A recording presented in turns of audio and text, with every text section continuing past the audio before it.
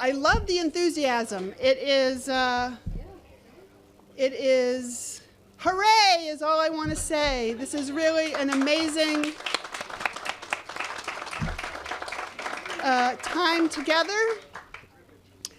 Welcome, I'm Susan Gittleman. I'm the Executive Director of B'nai B'rith Housing, and we're here to celebrate the completion of this building that we call Parkway 1208. Together, we've built something special. And on behalf of our B'nai B'rith family, I want to start by welcoming our new residents to their new home.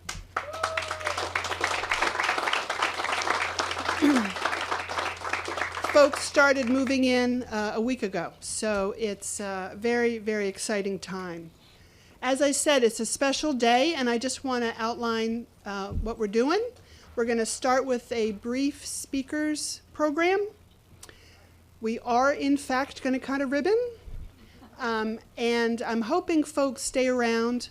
We have organized tours with the help of Peabody Properties, which is our management company. We have organized tours of the building, and at the registration desk to my left, you can sign up for those tours, and I really hope that you all do. So we're all set, and we're going to get started now with the program.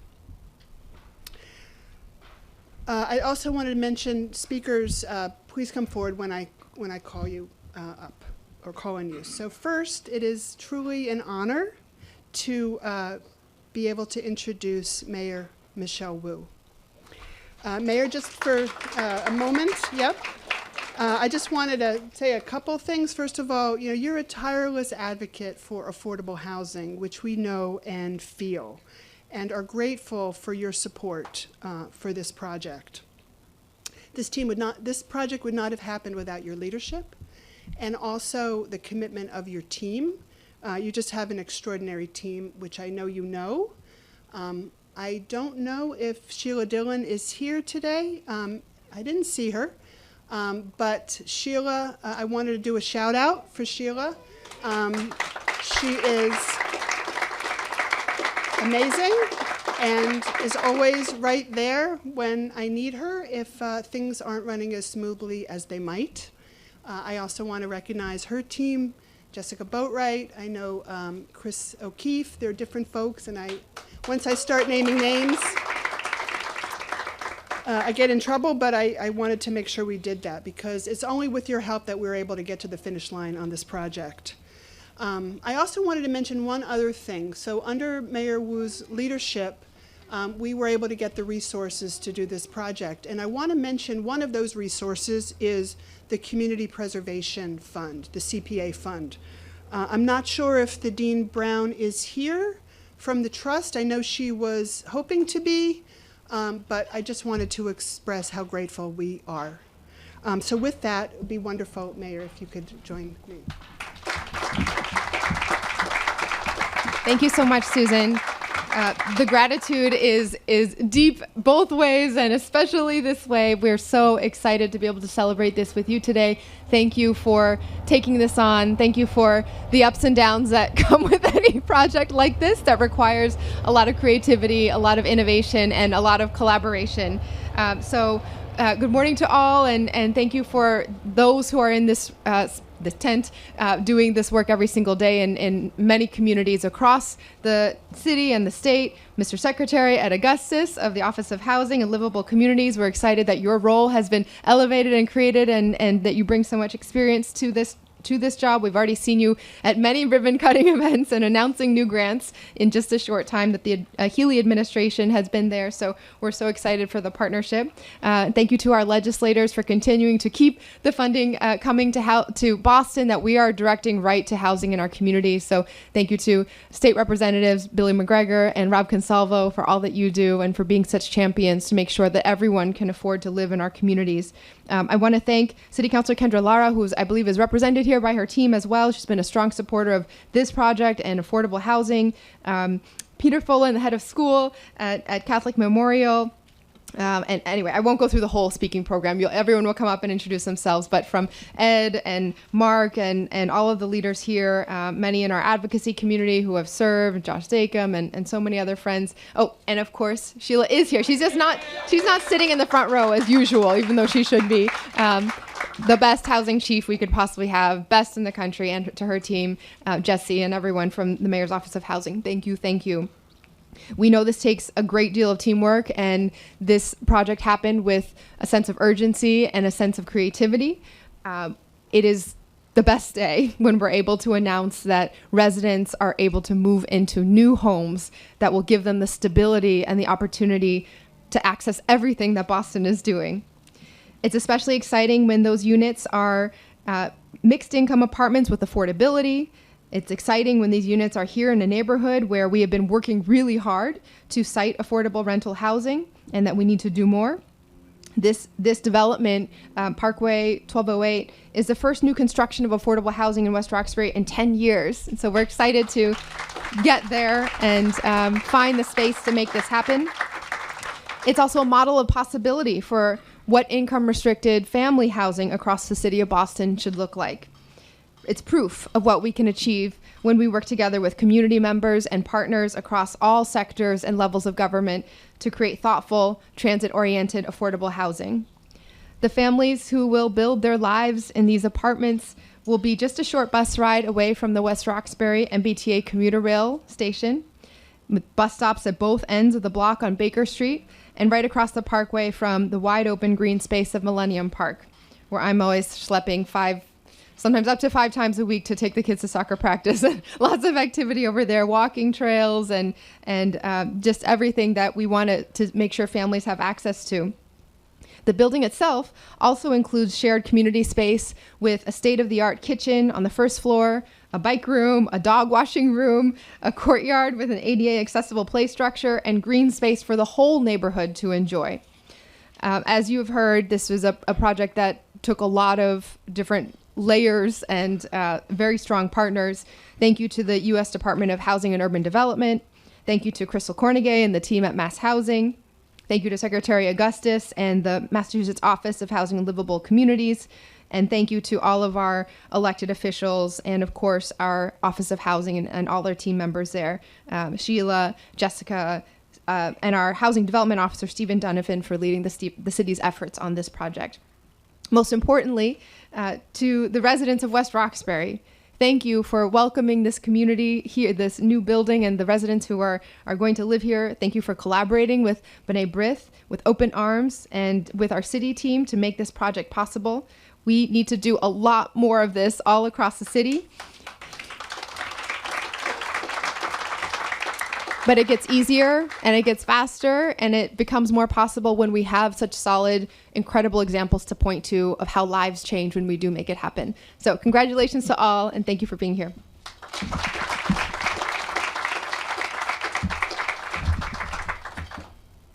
Thank you, Your Honor. Next, we'd like to highlight the state, the Executive Office of Housing and Livable Communities. Critical in making this project possible. Secretary Ed Augustus is here with us today, which we're very excited about. Clearly, in this Commonwealth, there is a housing crisis. And Secretary, you are the right person to be at the helm at this pivotal moment. I want to thank you for your leadership. I also want to thank you for giving us the time and energies of some of your special people. Kate Racer, what can we say? You know, your staff at EOHLC is second to none, and we're just grateful for the commitment, and obviously projects like this can't happen without you. So please join me for a few minutes.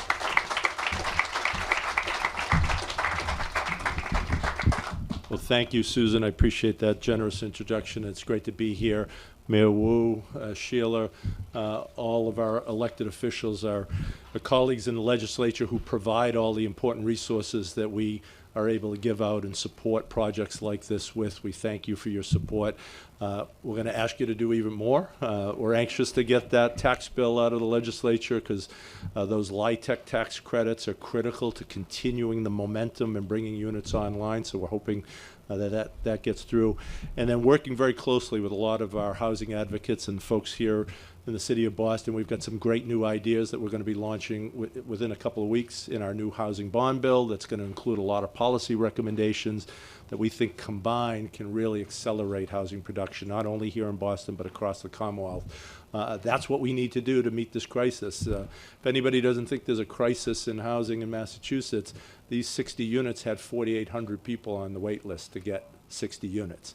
That tells you everything you need to know about the huge demand that is out there for folks to have this kind of safe, healthy housing for families and individuals. Everybody in Massachusetts needs housing, right? It's a basic fundamental need, shelter. But it's also something more important. It's dignity. When people have a safe, appropriate place to live, they have dignity to conduct their lives. And that is what we owe each other. That's part of our social compact as a Commonwealth of Massachusetts. And we're seeing the pressures on that system, whether it be our EA shelter system or the kind of demands that we have for these projects. So we are rolling up our sleeves, working with all of our partners, not only to bring more units on, but to bring them on faster, because that's what the need demands. So I'm just very happy to be here. Congratulations to Brene Brith for this project, for all of the effort and the energy that went into it. Congratulations to the City of Boston for always being great partners and working with us to match our funding and put it together to allow these projects to work, and our friends in the legislature for always providing us the resources to do the right thing here. So congratulations to everyone. Thank you.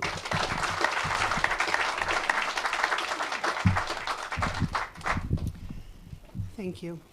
As the Secretary pointed out, it is critical to have partners in the State House to ensure that the state has the resources that it needs for initiatives like this. This particular project uses things like equity generated from the state low-income housing tax credit, state rental assistance, things that without which we could not do projects such as this. The relationship with the legislature and legislators is critically important, and it's my great pleasure to introduce State Representative Bill McGregor. Representative, we're so excited to build a relationship with you and to work together in the future around affordable housing. Please come forward.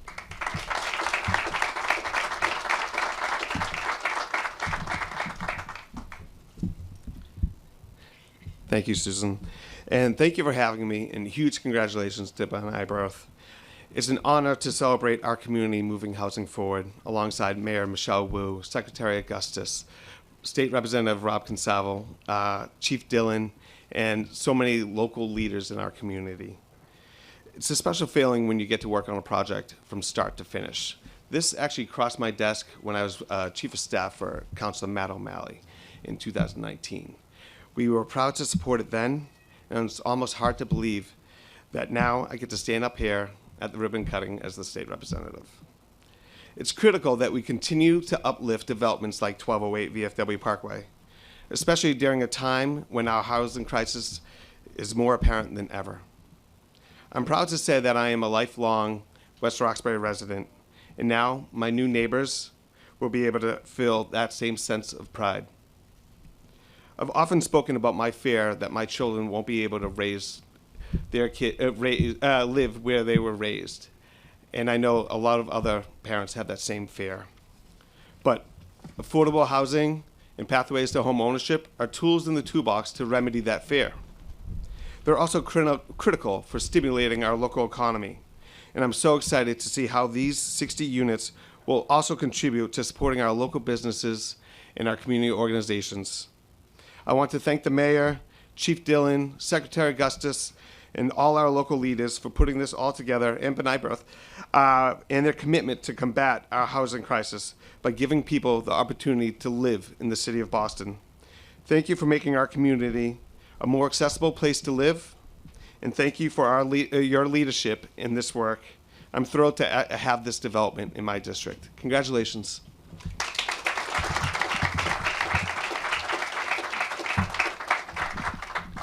And again, I'd like to recognize Representative Consalvo, who you'll hear more about. We'll be working together in the future on our next activity.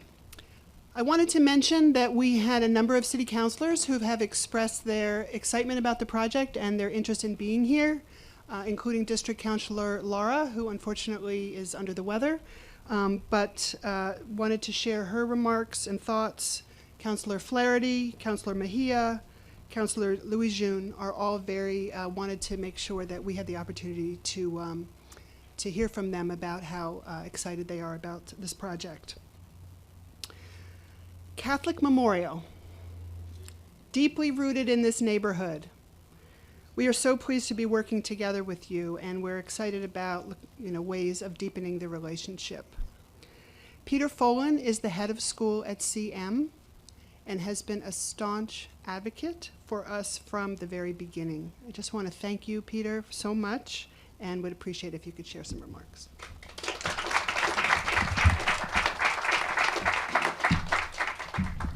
Congratulations, Susan. It's a pleasure to be here this morning. Catholic Memorial, as many of you know, is an anchor institution here in West Roxbury in the city of Boston. For 66 proud years, we've been educating the sons of the city. So currently at Catholic Memorial, 60% of our graduates come from urban areas. 66% of our students are in financial aid. We give out $4.5 million a year in financial aid. 31% of our students identify as students of color. We are committed to the city. When we learned about this project, we wanted to be a part of the evolution of the city of Boston. And for two religious nonprofits to partner together to improve our city, to improve access, that's where we're aligned. We're committed to making this a better community, a stronger community, and making this the world-class city that it is moving forward. So I want to congratulate Susan and Brene Brith on an incredible achievement, and we look forward to phase 2. Congratulations.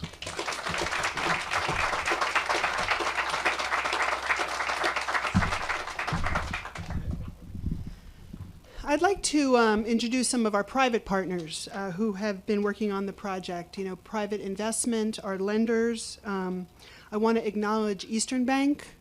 I want to acknowledge Silicon Valley Bank, now part of First Citizens.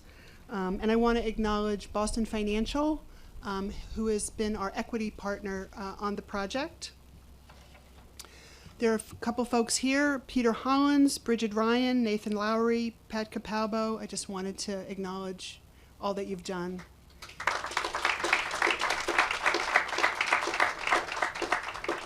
Mass Housing is our permanent lender, and their commitment to workforce housing is a very important aspect to this project. Mark Teeden, their Vice President of Multifamily Programs, and I met in Sudbury out on some work that we're doing out there, and he has been a tremendous supporter of ours, which we're very grateful for. Mark, would you mind sharing some thoughts?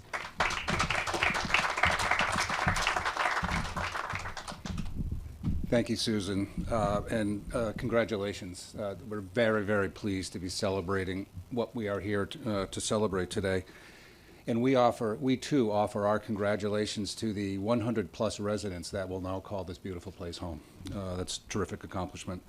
We're also very pleased to be working with the city, again, in an area that has been spoken of as not fully reflective of the city's deep, deep commitment to affordable housing. So this is a very special project as well, and we're pleased to play our role with that. I really do want to offer my congratulations to you, Susan, and Brene Brith. This is our second deal with you, and we hope to do many more. We consider Brene Brith a growing partner of the agency. And our missions are so aligned, their mission to ease the housing crisis in the greater Boston area and our mission to confront the housing challenges that face the Commonwealth just have a beautiful overlap. And I want to congratulate you, your staff, and your board for that shared commitment with us. As always with these developments, it takes a significant team. and a significant number of sources of money to do this. In this case, it was more than 10 by my count, although I think there were probably more than that when you add in the other resources. And it's an amazing combination of federal, state, local resources all coming together in a very cooperative way. And it's not easy to blend those, it's not easy to blend all those programs. And you and your team did an outstanding job. So again, congratulations, and we're very pleased to play our part with you and hope to do it many more times. Thanks.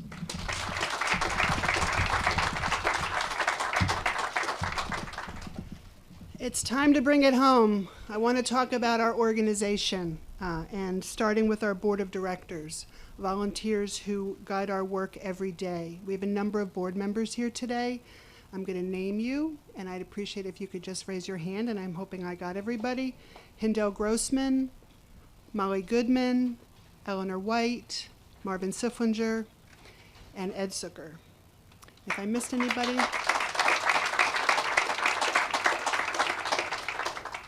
Representing our board this morning is Ed Zucker in our program. He's a longtime board member and a leader in the industry. Ed is someone who inspires me every day, encouraging me to choose the best road, not always the easiest one, to make good things happen. He was the founder of our Real Estate Council of Advisors and chairs the Real Estate Committee, responsible for making great ideas like this one come to life. Eddie, I'm grateful for all that you do. Please come up and share some remarks. Thank you, Susan. You know, Peter, some people ask me why I'm dressed like this in khakis, a blue jacket, blue shirt, and tie. Well, that's because of the service that you've done to support us, encourage us, and believing us. This project would not have been done. So, thank you. It's, I got to tell you that B'nai B'rith, its board, and the Real Estate Council advisors, I'd like to welcome all of you here for them. And it is my pleasure to serve alongside all of these dedicated volunteers to further the B'nai B'rith housing mission, to create housing that we so urgently need, and thank you so much.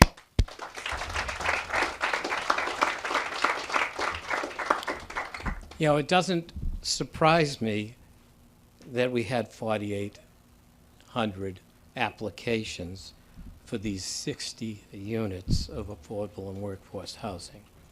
Working together, as we all heard, with cities, towns, the state government, and our housing industry, we can and we will meet the housing needs of the state, population within the state. We're starting from behind the 8 ball, and we are now turning around and seeing all these great jobs creating. And this goal is a moral obligation to see that every resident has access to decent housing. This will ensure that we can continue to educate and lead the world to a better tomorrow. And you see by all of our institutions around here what is being created. And in order to keep that going well, we have to bring down our CPI. And the only way to bring down the CPI is to bring down the cost of housing. And as Michelle and I have discussions about that, the way to do that is through production and that. On a personal note, I want to give you a little information about B'nai B'rith and how I was involved. It used to be, years ago, the B'nai B'rith Real Estate Lodge, a bunch of men meeting together. My father was a founder. And I was a young teenager then, and he brought me in to hear a couple of people speak. It was Tom Flatley, John Cochran, talking about building at that time in the 70s, new housing in the suburbs. That inspired that board to build in Brighton, in our Boston area, Covenant House 1, Covenant House 2. And that housed 200 seniors. And right next door to it is the Patricia White housing. B'nai B'rith gives and funds extra activities and extra services to its residents, and also invites Patricia White to participate in that, which means there's 500 units and at least 700 residents, senior residents, participating in the program. So we're really happy to be working with the city on that note. When I was, they honored me as Susan turned around and said years ago, and when we were talking, and she said to me, you know, that at that point I challenged them, if I'm going to have an honor, we need to get back to development. And I put together a bunch of real estate industry leaders, and we built phase 3 of Covenant House, quick and fast with the city, with the state, and all the help we got, and with all the expertise of our real estate industry, so it's up to 250 units.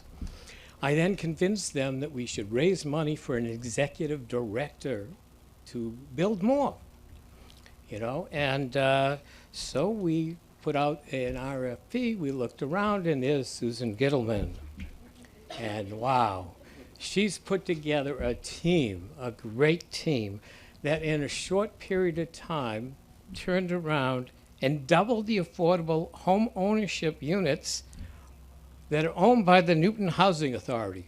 It was not a lot of units because it's Newton, but we doubled the amount of home ownership there.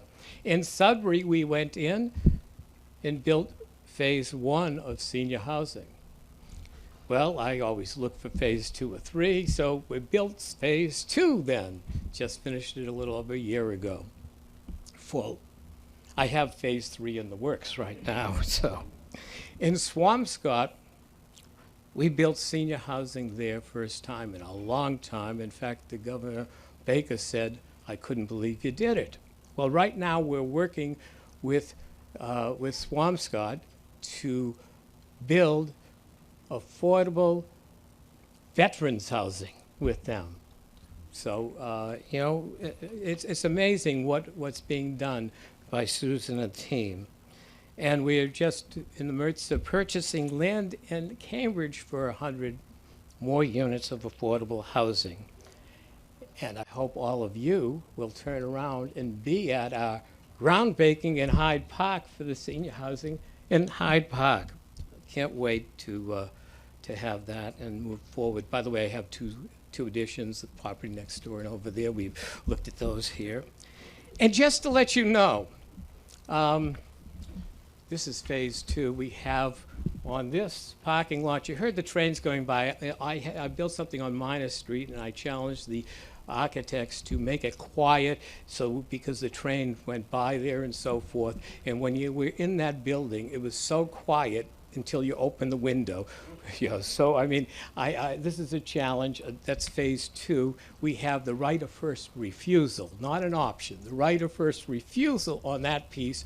And I'm looking for the city to change the zoning in this area to multiple, so that we could do retail, office, and we could blend it together, because that's phase 3, 4, 5, 6 on it. So thank you very much for. Now I got to tell you, my generation was inspired by John Kennedy. Ask not what the government can do for you, but what you can do for the government. He also encouraged us not to accept what is, but to strive for what could be.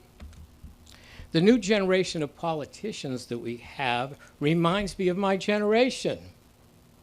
My mentor, Jerome Rappaport Sr., who I know as Jerry, I was around his round table, 20 years older than me, and everyone else was. He inspired me personally throughout my life to get engaged, to lead the real estate industry, to be involved up till the end of his passing. Within the last days of it, he sent me a note. He also created scholarships. For college students to get involved in public government. One of those people that he gave a Rappaport scholarship to, and the Rappaport scholar, is Michelle Wu. He identified people and encouraged them, and I'm so happy to see the mayor here and doing that hard work that our generation did, and is looking at how the city operates, what problems have to be solved, and the courage to make the changes needed. The only thing I tell her is take time for her family, because she is not like some of the other mayors without little kids there. So you just take that time, and I would like to, B'nai B'rith would like to thank the mayor and her administration for working with us on our both mission and with the state and the federal government that does that to produce the affordable housing needed throughout our country. Thank you, Mayor Wu, and thank you for your leadership and partnership.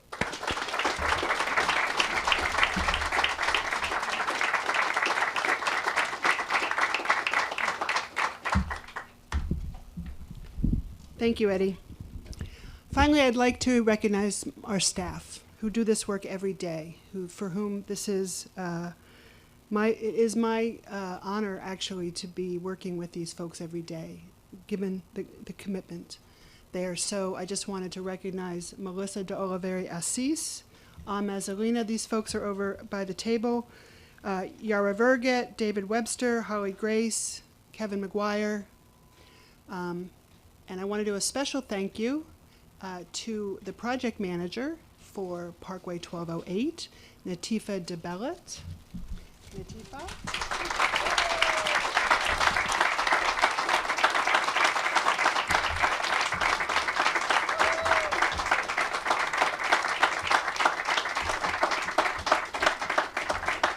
Thank you.